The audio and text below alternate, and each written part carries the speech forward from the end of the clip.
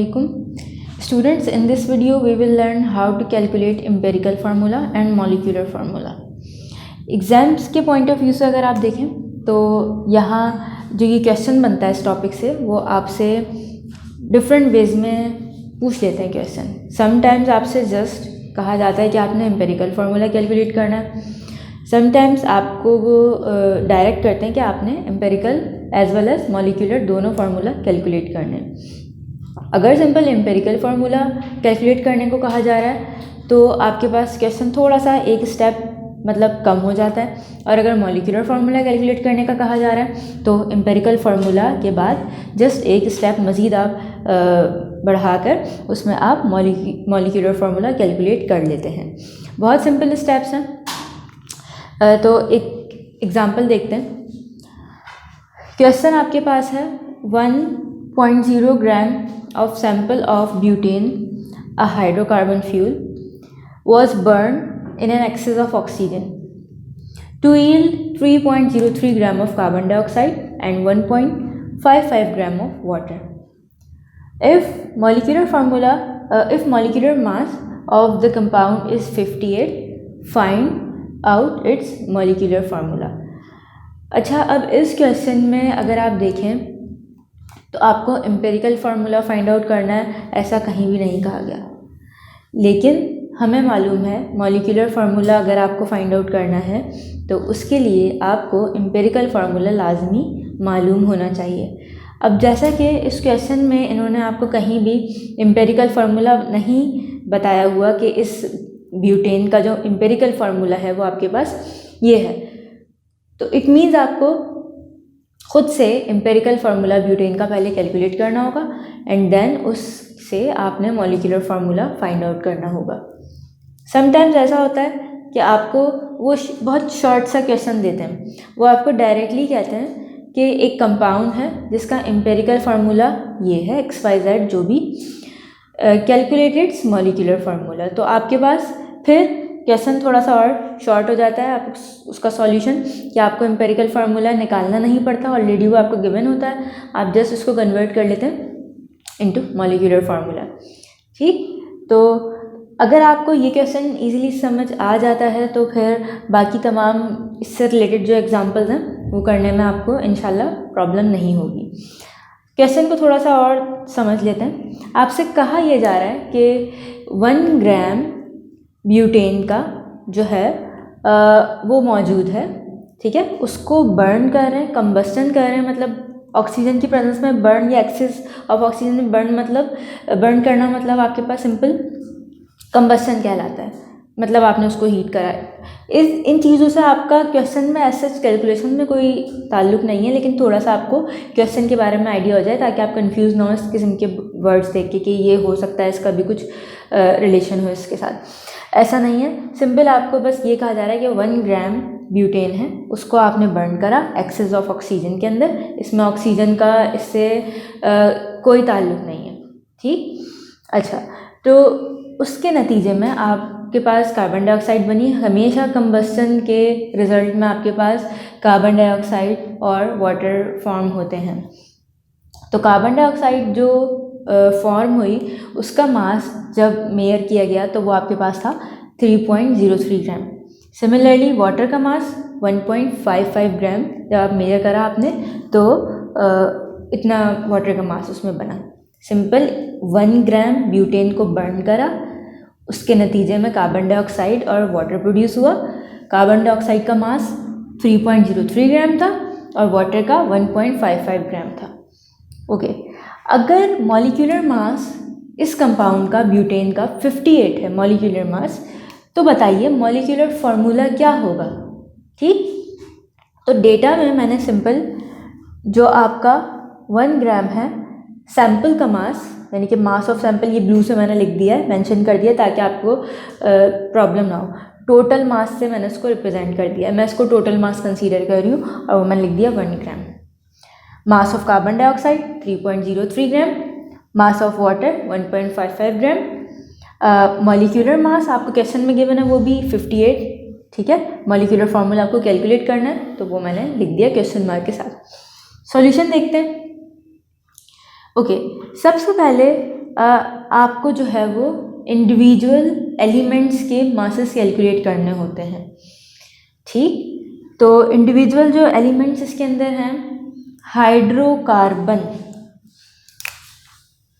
This word, यह आपको बता रहा है कि हाइड्रोकार्बन यानी कि हाइड्रोजन और कार्बन, इस कंपाउंड के अंदर ये जो ब्यूटेन है सिर्फ दो ही एलिमेंट्स मौजूद हैं, हाइड्रोजन एंड कार्बन, इसके अलावा कोई तीसरा एलिमेंट इसमें मौजूद नहीं है। तो मासेस भी आपको सिर्फ और सिर्फ कार्बन एंड हाइड्रोजन के कैलकुलेट करने होंगे। मासेस कैलकुलेट करने के लिए मैंने यहाँ मेंशन किया है कि आप मास मास रिलेशनशिप को यूज़ कर सकते हैं, जो कि हमने अपनी पिछली वीडियोस के अंदर कैलकुलेट करना सीखा था। उसमें हम सिंपल क्या कर सकते हैं, तो फॉर एग्जांपल मुझे कार्बन का मास कैलकुलेट करना है। मुझे पता है कि कार्बन डाइऑक्साइड का मॉलिक्यूलर मास होता है 44 ग्राम। ठीक, और देखते हैं, चलें एक मज़ीद आपको क्लियर होगा। 12 × 1 + 16 × 2, तो ये 12 + 32 = 44। आपको इसमें नज़र आ रहा है कि टोटल जो मास है कार्बन डाइऑक्साइड का मॉलिक्यूलर मास वो 44 है। इसमें अगर मैं आपसे ये पूछूं कि कार्बन का मास कितना है, तो आप बोलेंगे 12 मास है, टोटल मास कार्बन का 44 ग्राम में। और अगर मैं आपसे ये पूछूं कि इसमें ऑक्सीजन का मास कितना है 44 ग्राम में, तो आप बोलेंगे 32 ग्राम्स। तो 32 gram oxygen and 12 gram carbon मिलकर कार्बन डाइऑक्साइड का टोटल मास 44 बनाते हैं। इसी चीज़ को यूज़ करते हुए मैंने यहाँ एक स्टेटमेंट लिखी है, 44 gram of carbon dioxide contains 12 gram carbon. ठीक, तो अगर आपके पास कार्बन डाइऑक्साइड के जो क्वेश्चन में आपको गिवन है मास, इतने ग्राम्स मौजूद हैं, इतना मास मौजूद है, तो उसमें कितना कार्बन होगा, तो ये सिंपल आपके पास मास मास रिलेशनशिप है कि आप एक चीज़ के मास से दूसरी चीज़ का मास कैलकुलेट कर रहे हैं। तो आपने इस तरीके से लिखा कि 3.03 ग्राम कार्बन डाइऑक्साइड कंटेन्स, आपको मालूम है जो चीज़ इधर होती है एज इट इज़ उसको नीचे कॉपी कर लेते हैं, जो चीज़ इस साइड होती है उसको यहाँ मल्टीप्लाई करवाते हैं, और जो यहाँ टॉप पर होती है उसको हमेशा डिवाइड करवाते हैं। तो जब आपने उसको पूरा सॉल्व करा तो आपके पास मास आ गया कार्बन का इतना। सिमिलरली हाइड्रोजन के मास के लिए देख लेते हैं। इसको भी मैंने इसी तरीके से कैलकुलेट करा कि अगर मैं वाटर का मॉलिक्यूल देखूं तो इसमें 1:2 + 16 × 1, तो ये 2 + 16 = 18। वाटर के एक मॉलिक्यूल का मास होता है 18 ग्राम्स, मॉलिक्यूलर मास वाटर का जो है। ठीक, इसमें आपके पास हाइड्रोजन का अगर मैं आपसे मास पूछूं तो टोटल हाइड्रोजन का मास 2 है, क्योंकि 2 हाइड्रोजन है। ऑक्सीजन का मास 16 है, जो दोनों कंबाइन होके फिर उसको ओवरऑल 18 कर रहे हैं। तो अगर मैं आपसे ये पूछूं कि 18 ग्राम्स ऑफ वाटर के अंदर हाइड्रोजन का मास कितना है, तो आप बोलेंगे 2 ग्राम्स। उसी को मैंने यहाँ स्टेटमेंट में कैसे लिखा, 18 grams water contains 2 gram hydrogen. तो अब ये तो एक मुझे स्टैंडर्ड है मॉलिक्यूलर मास से निकाला है, जो मुझे कैलकुलेट किस में करना है, इतने ग्राम्स के लिए मुझे कैलकुलेट करना है कि इतने ग्राम्स में हाइड्रोजन कितना होगा। तो उसको मैंने लिखा 1.55 ग्राम वाटर कंटेन्स, वही आपने यूनिटरी मेथड के थ्रू इसको सॉल्व करना है, 2 / 18 × दिस। तो आपके पास पूरा सॉल्व करने के बाद जो मास हाइड्रोजन का आता है वो आ गया इतना। आपने इस कंपाउंड ब्यूटेन में मौजूद दोनों एलिमेंट्स के मासेस कैलकुलेट कर लिए। फर्स्ट आपका स्टेप हो गया। मासेस कैलकुलेट करने के बाद हम जाते हैं परसेंटेज की तरफ, हम कैलकुलेट करते हैं परसेंटेज। परसेंटेज कैलकुलेट करने के लिए सिंपल हम जैसे मार्क्स की परसेंटेज कैलकुलेट करते हैं कि आपने जितने मार्क्स ऑब्टेन किए उसको डिवाइड करवा देते हैं आप टोटल मार्क्स से, और मल्टीप्लाई करवाते हैं 100 से तो आपके पास आपकी मास की परसेंटेज आती है। इसी तरीके से अगर हम मास की परसेंटेज निकालें तो हमारे पास जो भी मास होगा, इंडिविजुअल मास किसी भी एलिमेंट का, उसको टोटल मास से डिवाइड करेंगे और मल्टीप्लाई कर देंगे 100 से, तो आपके पास परसेंटेज आ जाएगी। कार्बन के लिए मास आपको मालूम था इतना है, ठीक है। टोटल मास जो आपका सैंपल का मास है वो, ठीक, मल्टीप्लाई बाय 100, तो आपने सॉल्व करा तो 83%। सिमिलरली हाइड्रोजन के लिए मास आपके पास इतना है, हाइड्रोजन का टोटल मास ये था, आपने लिखा और मल्टीप्लाई बाय 100 किया तो आपके पास 17 आ गया। तो टोटल 83 और प्लस 17 100, तो 100 मास आपका पूरा बन गया। तो ये भी एक हिंट है कि आपने ये सही कैलकुलेशन की है, इसमें कोई और एलिमेंट नहीं है। अगर कोई थर्ड एलिमेंट इसमें होता तो कभी भी इन दोनों का सम 100 नहीं होता। ये एक हिंट है आपको, ये ताकि आपको ये क्लू है एक तरीके से कि आपको पता चल जाएगा कि इस कंपाउंड के अंदर या इस क्वेश्चन में आपने सिर्फ इन्हीं दो एलिमेंट्स के लिए मास कैलकुलेट करना था। फॉर सपोज अगर आपके पास दोनों का मासेस 100 नहीं आ रहा, इट मीन्स यहाँ कोई तीसरा एलिमेंट भी मौजूद है जिसका मास आपने यहाँ कैलकुलेट नहीं करा है, ठीक, ताकि टोटल फिर परसेंटेज ओवरऑल 100 बनती, तीनों की या 4 भी हो सकते हैं, तो वो ऐड हो गया, ठीक। परसेंटेज कैलकुलेट करने के बाद जो आपके पास थर्ड स्टेप होता है वो होता है मोल रेशो का, ठीक है। मोल रेशो कैलकुलेट करने के लिए आप परसेंटेज को इंडिविजुअल एटम की जो भी एलिमेंट की जो भी परसेंटेज आई है उसको डिवाइड करते हैं उसी के एटॉमिक मास से। फॉर एग्जांपल कार्बन, इसकी परसेंटेज आपके पास 83 आई थी, वो मैंने लिख दी। एटॉमिक मास कार्बन का 12 होता है, जब डिवाइड करेंगे तो 6.91। सिमिलरली हाइड्रोजन परसेंटेज वॉज 17, तो एटॉमिक मास 117, तो 17 ही आपका इसमें आंसर है। मोल रेशो कैलकुलेट करने के बाद we move towards simplest mole ratio. Simplest mole ratio calculate करने के लिए आप जो मोल रेशो आया है उसको डिवाइड करते हैं लीस्ट आंसर से। इन्हीं में से जो सबसे लीस्ट, सबसे छोटा आंसर आता है उसको तमाम जो एलिमेंट्स हैं उनकी मोल रेशो से डिवाइड करते हैं। तो कार्बन के लिए मोल रेशो था इतना, और दोनों में से लीस्ट आपके पास जो है वो ये वाला छोटा आंसर ये है। इट मीन्स इन दोनों को हमने 6.91 से डिवाइड करना है। कार्बन के लिए जब डिवाइड होगा तो 1 आएगा ऑब्वियसली। हाइड्रोजन के लिए जब आप 17 को डिवाइड करेंगे 6.91 से तो 2.5 आ गया। अब यहाँ एक चीज़ आपने याद रखनी है, मोल रेशो तो आपने जो आपके कैलकुलेटर में आंसर आ रहा है आपने वही लिख देना है। सिंपलेस्ट मोल रेशो में आपने थोड़ा सा जो है वो ध्यान रखना है कि आपके पास होल नंबर आना चाहिए आंसर में। ये तो ऑब्वियसली होल नंबर 1 आ गया, यहाँ पर आपके पास आंसर आया 2.5। इन दैट केस कि आपके पास होल नंबर नहीं आता तो आप राउंडिंग ऑफ की तरफ जाते हैं।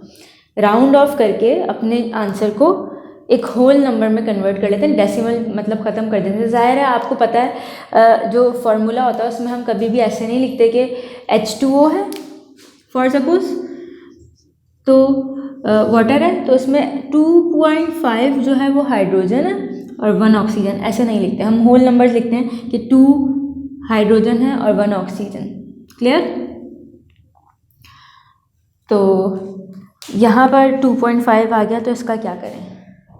ठीक है, तो इन दैट केस अगर आपके पास जो आंसर है वो 2.5 है, 1.5 है, 3.5 है, 4.5 है, 0.5, जस्ट 0.5 की बात कर रही हूँ, पॉइंट के बाद अगर आपके पास 5 है तो आप क्या करेंगे? सिंपल होल नंबर में कन्वर्ट करने के लिए मल्टीप्लाई बाय 2 कर देंगे।